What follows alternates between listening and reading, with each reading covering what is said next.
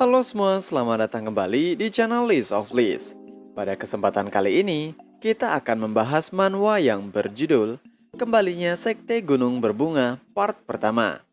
Menceritakan seorang anggota Sekte Gunung Berbunga bereinkarnasi 100 tahun kemudian menjadi seorang anak kecil yang kemudian ia ingin membangun sektenya kembali yang hampir runtuh.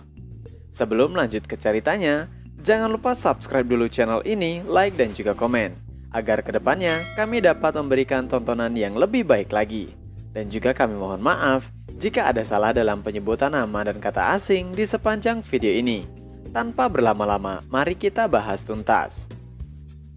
Cerita diawali, diperlihatkan seorang pria yang tengah bersimbah darah. Semua yang ada di pandangannya adalah berwarna merah, dan yang tersisa dari tempat itu adalah kematian. Dalam hatinya mengatakan, atas dasar apa pertumpahan darah seperti itu terjadi? Sahyung Jangmun, Saje, Sajis, mereka semua sudah mati. Lebih dari 20 sekte berbeda, termasuk 10 sekte besar lainnya. Untuk militer terbaik yang dibentuk dari yang terbaik juga. Perselisihan dengan Chunma hanya berakhir dengan pembantaian habis-habisan. Dan salah siapakah semua itu? Semua adalah salah dari lelaki itu.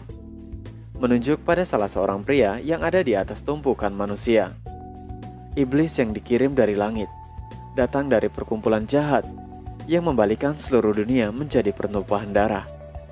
Pemimpin sekte penyembah iblis, Chunma, the Heavenly Devil.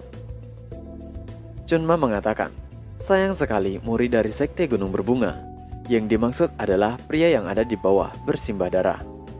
Chunma meneruskan, jika saja pria itu mampu keluar dari tempat itu hidup-hidup, maka pria itu bisa menceritakan kemenangannya dalam membunuh Chunma demi keseluruhan nyawanya. Belum selesai menyelesaikan kata-katanya, pria yang bersimbah darah tadi meminta Chunma untuk berhenti dan menutup mulutnya. Chunma meneruskan, jika pria itu memiliki hak untuk membanggakan dirinya, meskipun pria itu mendapatkan banyak bantuan dari banyak orang, akhirnya pedang pria itu dapat mencapai tubuh Chunma. Chunma melanjutkan, atas nama Chunma, ia mengakui seni berpedang pria itu, seni berpedang sekte Gunung Berbunga sebagai yang terbaik di dunia. Pria itu bangkit dari bersimpuhnya dan mencabut pedang yang menancap di bahu kirinya, serta meneriaki Chunma untuk diam. Pria itu berlari mendekati Chunma yang berada di puncak tumpukan mayat.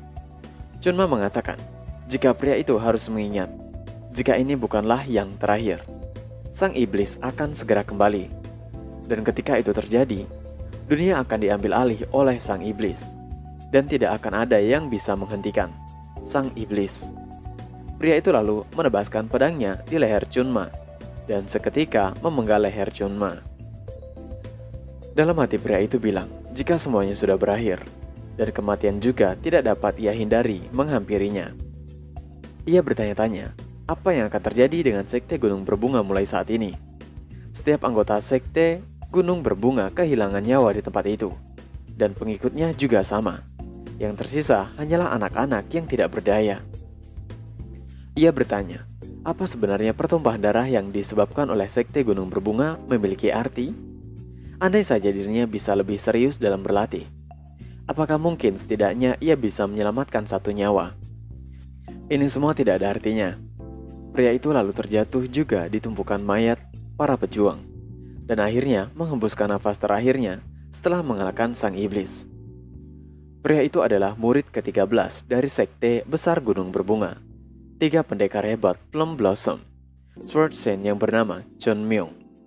Setelah membunuh Chunma yang membawa kehancuran dan kekacauan di dunia ini, ia menghembuskan nafas terakhirnya di puncak gunung markas sekte penyembah iblis. Anekdot itu adalah satu-satunya warisan yang Chun Myung tinggalkan di dunia ini. Sebelum benar-benar menutup matanya, Chun Myung diperlihatkan masa lalunya. Dari ia bayi dan menjadi murid dari sekte Gunung Berbunga, dan ia tidak bersungguh-sungguh dalam melakukan latihan yang diberikan. Ia menyesal dengan masa lalunya. Jika saja ia lebih serius dalam mengikuti ajaran dari sekte Gunung Berbunga, dan andai saja ia lebih kuat dari kondisinya, ia bisa mengubah akhir dari tragedi yang mengerikan ini. Ia mengatakan, jika ia tidak harus menyesal, Karena Sekte Gunung Berbunga akan terus lanjut, apapun yang terjadi. Karena Sekte Gunung Berbunga akan terus hidup selamanya. Scene selalu diperlihatkan seorang bocah yang terkena pukul di kepalanya. Bocah yang terkena pukul itu meneriakkan nama Chunma. Dalam hatinya berkata, "Bukankah seharusnya Chunma sudah mati?" Seseorang yang memukulnya berkata, "Chunma apanya?" Pria itu mengomel karena bocah yang dipukul tertidur saat yang lain sudah pergi untuk mengemis. Bocah yang terkena pukul tadi adalah Chun Myung yang bereinkarnasi. Ia bertanya dalam hatinya, apa yang terjadi? Chun Myung lalu mengatakan pada pemuda yang memukulnya tadi untuk melihat ke arahnya. Ia tidak mengerti apa yang sedang terjadi dan meminta untuk menurunkan benda pemukul di tangannya. Pemuda itu hanya tertawa mendengar permintaan Chun Myung. Chun Myung dalam hatinya masih tidak mengerti, dan semua itu tidak masuk akal. Ia masih Chun Myung, salah satu dari Plum Blossom Sword Saint.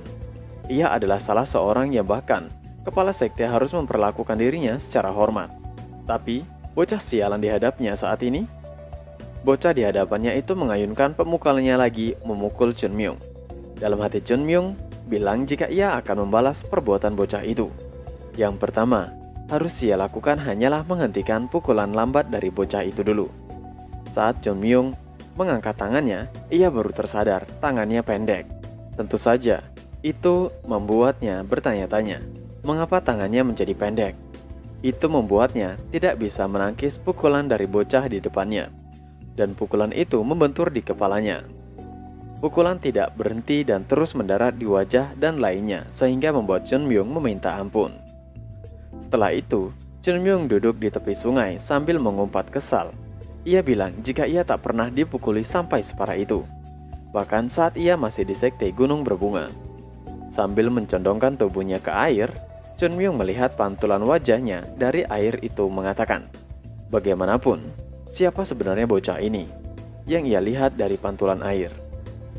Ia sambil mencubit-cubit wajahnya bertanya-tanya, apa yang sebenarnya terjadi? Apakah itu yang dikatakan sebagai reinkarnasi yang disebutkan dalam ajaran Buddha? Lalu terlihat seorang bocah di belakangnya yang mendekati Chun Myung. Bocah tadi mendekati Chun Myung dan menanyakan keadaannya. Bocah itu mengatakan, jika Wang Chou memang selalu seperti itu, tapi sepertinya dia sudah terlalu kelewatan hari ini. Wang Chou adalah seseorang yang memukuli Chun Myung. Chun Myung menunjukkan jarinya dan bilang, ia akan memberikan 2 pertanyaan pada orang itu. Tentu saja membuat orang itu tidak mengerti. Chun Myung lalu bertanya, apakah ia adalah seorang gelandangan? Bocah itu menjawab, sebenarnya sudah cukup terlihat jelas kalau dilihat dari pakaian yang Chun Myung kenakan. Chun Myung berjongkok dan merasa kesal karena ia dilahirkan kembali sebagai seorang gelandangan.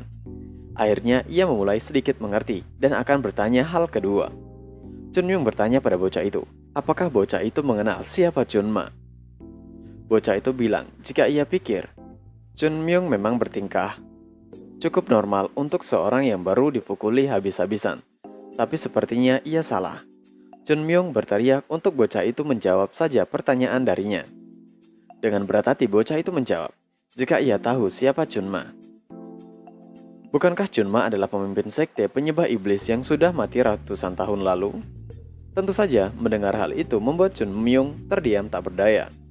Yang tiba-tiba Chun Myung berteriak sembari memegangi kerah dari bocah itu. Apakah bocah itu baru saja mengatakan kalau itu sudah ratusan tahun berlalu? Apakah bocah itu mengatakan yang sebenarnya? Bocah itu menjawab, mau berbohong atau tidak, itu tidak ada gunanya baginya. Chun Myung lalu melepaskan genggaman kerah dan berpikir jika itu gila. Sudah ratusan tahun berlalu ternyata. Ia merasa kesal karena direinkarnasikan jauh setelah kematiannya. Ia lalu teringat dengan Sekte Gunung Berbunga. Chun Myung bertanya pada bocah tadi mengenai Sekte Gunung Berbunga. Apa yang terjadi pada sekte itu? Bocah itu malah berbalik tanya, apa-apaan itu? Chun Myung bilang, bukankah bocah itu gelandangan? Jadi pastinya bocah itu bagian dari persatuan gelandangan. Tapi bocah itu tidak tahu tentang Sekte Gunung Berbunga. Salah satu dari 10 besar sekte seperti persatuan gelandangan. Bocah itu menimpali, omong kosong apa yang Chun Myung bicarakan? Ia lalu menjelaskan, jika 10 sekte besar itu adalah Kuil Shaolin, Sekte Titik Buram, Sekte Gunung Terjal, Sekte Celah Curam, Sekte Kastil Langit Biru, Sekte Utara Peninsula, Sekte Tepi Utara, Sekte Gunung Mulia, dan Persatuan Gelandangan. Dan tidak ada yang namanya Sekte Gunung Berbunga di antara 10 besar sekte. Chun Myung tidak percaya mendengarnya jika Sekte Gunung Berbunga bukan dari 10 sekte besar. Chun Myung meraih kerah dari bocah itu lagi dan menggoncang-goncang badannya sambil berteriak. Apakah benar Sekte Gunung Berbunga bukan bagian dari 10 sekte besar lagi? Bocah yang tengah digoncang-goncang badannya itu bilang, jika ia sepertinya pernah mendengar kalau sekte seperti itu berada di peta provinsi Sangsi. Bocah itu tidak yakin jika Gunung Berbunga menjadi bagian dari 10 sekte besar. Tapi sejauh yang ia tahu, bukankah sekte Gunung Berbunga sudah runtuh? Mendengar itu membuat Chun Myung serasa tidak percaya. Karena sekte yang dulunya merupakan salah satu dari 3 sekte yang paling terkemuka di dunia. Bersama keluarga Wudang dan keluarga dari utara, sekte Gunung Berbunga telah runtuh. Chun Myung melepaskan genggamannya dari kerah bocah itu yang kemudian membuat bocah itu terbanting ke tanah. Chun Myung bilang, jika ia tidak mempercayainya, dan ia harus memeriksanya sendiri. Chun Myung bilang, jika ia akan pergi sendiri ke Gunung Berbunga. Bocah itu berkata, jika ia menjadi Chung Myung, ia tidak akan pernah melakukannya. Kalau Chun Myung tidak ingin dihajar lebih buruk lagi. Lebih baik Chun Myung untuk memohon ampun. Chun Myung berteriak kalau ia tidak akan meminta maaf dan akan bertanya beberapa hal lagi pada bocah itu. Yang pertama, siapa nama dari tubuh yang Chun Myung pakai saat ini? Bocah tadi bangkit dari terbaringnya dan mengatakan, mengapa seorang gembel dan gelandangan harus memiliki nama? Chun Myung bisa memanggil dirinya dengan sebutan apapun, dan nama tubuh yang Chun Myung tempati adalah Chosam. Lalu bertanya nama dari bocah itu. Bocah itu menjawab jika namanya adalah Kucil. Chun Myung lalu bilang jika ia akan membalas kebaikan-kebaikannya 2 kali lipat dan membalas dendam 20 kali lipat. Dan minta Kucil untuk mengingat namanya. Dan dia adalah Chun Myung dari Sekte Gunung Berbunga. Lain kali jika mereka berjumpa lagi, Chun Myung akan membalas kebaikan hari ini. Chun Myung lalu berpamitan untuk pergi menuju Sekte Gunung Berbunga. Tapi ia kembali lagi karena tidak tahu arah dan menanyakan pada Kucil. Setelah itu, Chun Myung berlari untuk menuju ke tempat Sekte Gunung Berbunga. Ia akan pergi menggunakan kakinya sendiri. Bahkan di kehidupan sebelumnya, ia tidak mengendarai hal selambat kuda. Tiba-tiba, Chun Myung tersungkur dari larinya. Ia merasa bisa mati jika terus seperti itu. Karena tubuh bocah saat ini tidak kuat sama sekali. Jadi ia kelelahan, hanya berlari beberapa menit. Jadi bagaimana caranya ia bisa pergi ke Sekte Gunung Berbunga kalau seperti itu terus? Jadi sepertinya ia harus melatih dirinya dalam seni bela diri. Chun Myung lalu menuju ke bawah sebuah pohon dan duduk bersila. Chun Myung memiliki teori seni bela diri yang tinggi yang tidak terhitung jumlahnya, yang tersimpan di kepalanya. Ia mengetahui semua teknik bela diri tertinggi Sekte Gunung Berbunga. Dari sekian banyak teknik, yang akan ia pelajari untuk pertama kali adalah equilibrium. Equilibrium adalah sebuah teknik yang dibuat karena nilainya murahan dan dijual secara ilegal di pinggir jalan. Dan alasan ia memilih mempelajari itu adalah karena memang bukan teknik yang murahan sama sekali. Teknik itu adalah salah satu dari teknik dasar di Sekte Gunung Berbunga. Siapapun yang masuk ke sekte akan memulai dengan mempelajari teknik itu. Equilibrium tidak secara signifikan menaikkan kekuatan dalam ki seseorang, tapi justru secara sempurna membersihkan tubuh seseorang. Dalam kata lain adalah teknik fundamental. Tidak perlu baginya untuk terburu-buru, ia hanya perlu membentuk dasar fondasi yang kuat untuk menara tenaga dalam tubuhnya. Dengan begitu, Chun Myung melakukan dengan sempurna. Ia berhasil. Ia telah membangkitkan Dentian yang akan menjadi fondasi membawanya ke dunia yang benar-benar baru. Setelah itu, Chun Myung berdiri untuk kembali. Tetapi ia terjatuh seketika karena ia baru saja tersadar, baru saja menggunakan seluruh tenaganya untuk mempelajari teknik itu. Jadi bagaimana mungkin ia akan pergi ke Gunung Berbunga jika begitu keadaannya? Diperlihatkan pemukiman warga dan pasar. 2 orang tengah menghampiri yang mereka sebut kakak. Mereka melaporkan jika ada pengemis pemula yang mengganggu para pengemis lain mencari uang. Pengemis itu hanya terlihat picik, jadi semua orang memberikan koin untuknya. Pria itu lalu meminta mereka untuk menghampiri pengemis baru tadi. Mereka menemukan pengemis yang dibicarakan dua orang tadi, yang ternyata adalah Chun Myung. Mereka intinya meminta Chun Myung untuk menghentikan aktivitas mengemisnya di daerah itu. Mereka akan membiarkan Chun Myung pergi dari sana tanpa terluka jika Chun Myung meninggalkan semua yang Chun Myung dapatkan. Chun Myung bangkit dari duduknya dan diperlihatkan jika mereka sudah babak belur dipukuli oleh Chun Myung yang membuat mereka berlalu pergi dari sana. Scenes berpindah di suatu tempat. Terlihat pria dengan berjenggot sedang memandangi luar dari jendela. Kemudian ada seseorang yang memanggilnya. Diketahui pria berjenggot itu adalah pemimpin sekte. Orang yang memanggilnya bernama Un-ang. Un-ang mengatakan, jika itu tidak terlalu penting, tapi ada seseorang anak kecil yang ingin bertemu dengan pemimpin sekte. Ternyata itu adalah Chun Myung. Ia menyapa pemimpin sekte dan mengatakan jika ia ingin bergabung dengan sekte Gunung Berbunga. Pemimpin bertanya pada Un-am, apakah Un-am tidak mengatakan pada Chun Myung kalau mereka tidak menerima siapapun lagi?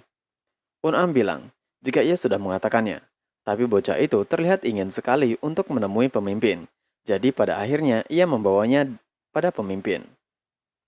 Mereka berdua kemudian melihat Chun Myung. Sepertinya Chun Myung terlihat tersenyum, tapi sebenarnya ia sangat kesal. Kesalnya disebabkan saat dalam perjalanan menuju Gunung Berbunga. Ia bertanya jalan pintas menuju sekte Gunung Berbunga pada 3 pengemis yang ia hajar tadi. Tapi itu tidak membantunya sama sekali. Chun Myung menaiki anak tangga, mendaki bukit terjal mempertaruhkan nyawa untuk sampai di Gunung Berbunga. Tapi saat sampai di gerbang masuk, Chun Myung tidak menemukan papan nama sekte Gunung Berbunga di sana. Ia emosi, karena barang itu adalah barang yang selalu dibersihkan oleh Sahyung Jangmun setiap pagi dan sekarang menghilang dari sana. Ia merasa akan gila dibuatnya. Tidak hanya itu, setelah masuk, ia mendapati lantai dari tempat latihan hanyalah tanah. Apa yang terjadi dengan batu marmer yang mahal itu? Juga apa yang terjadi dengan istana Heavenly Golden di atas sana? Mengapa menghilang? Lalu Chun Myung dibawa menuju ke kuil Yuyan. Un-am mengatakan, sekte Gunung Berbunga adalah sekte bela diri. Jadi tamu yang hadir juga akan mendapat beberapa tugas.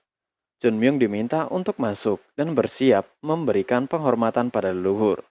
Tapi saat melihat ke dalam, Chun Myung menyadari ada sesuatu yang hilang dari sana. Tempat lilin emas yang diwariskan oleh leluhur Datong, hak atas pemberian kaisar dinasti Jin, gulungan kertas dan dekorasi patung emas juga tidak ada di sana. Dan yang paling utama, bunga yang terletak di tempat itu juga hilang. Un-am bilang jika mereka menjualnya, karena mereka merasa itu tidak berguna. Mendengar itu, membuat Chun Myung merasa lemas dan terduduk. Un-am bertanya mengapa Chun Myung merasa lemas. Dengan segera Chun Myung berteriak untuk dipertemukan dengan pemimpin sekte Gunung Berbunga, karena ia ingin bergabung dengan sekte ini. Dan itulah yang terjadi. Dan juga chapter kali ini pun berakhir. Nah, itu tadi adalah pembahasan manual kembalinya sekte Gunung Berbunga part pertama. Terima kasih sudah menonton video ini, dan sampai jumpa lagi di video selanjutnya. Jana!